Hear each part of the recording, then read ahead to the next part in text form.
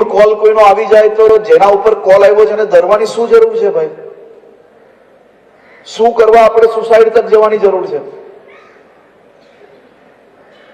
આપણે આ પ્રકારની ડર ના રાખવી જોઈએ. આ પ્રકારની ઘટના બની હોય તો સામને ચાલીને પોલીસ સ્ટેશન જવું જોઈએ. અને જો પોલીસ સ્ટેશનમાં કોઈ ના સાંભળે તો તમે મને ફોન કરો, મારી કાર્યાલય પર ફોન કરો. સંપૂર્ણ મદદ આપ સૌ લોકોને મળશે, તેનો 100% હું ખાતરી આપું છું. સાયબર બુલિંગ થી ડરવાની જરૂર નથી. કોઈ છોકરાને એના મા બાપે સંસ્કાર આપવાનું ચૂકી ગયા હોય, એના કારણે કોઈ છોકરીએ એનાથી ડરવાની જરૂર નથી. તમારી ઉપર અનવોન્ટેડ મેસેજીસ, અનવોન્ટેડ સ્ટ્રેસ કોઈ આપતું હોય તો એની માહિતી જરૂરથી આપવી જોઈએ.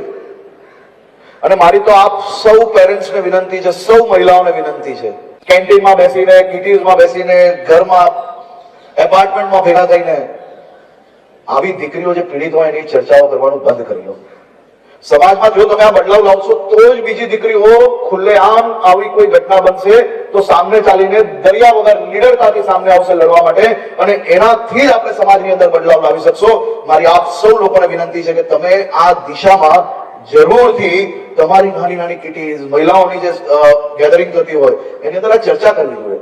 અને કોઈ વ્યક્તિ જો આ પ્રકારની ચર્ચા રેઝ કરે તો એનું મોઢું બંધ કરાવવાની જવાબદારી બી જે સમજુ લોકો છે એની છે. તો જ સમાજની અંદર બદલાવ આવી જશે. સમાજની અંદર બદલાવ લાવવો હોય તો ખાલી સિસ્ટમને ક્રિટિસાઇઝ કરવાથી બદલાવ નહીં આવે. જે સિસ્ટમને આપણે ક્રિટિસાઇઝ કરીએ છીએ એની કરતા વધારે એક સ્ટેપ આગળ આવીને આપણે સમાજની અંદર સામાજિક દૂષણનો ભાગ બનીએ છીએ.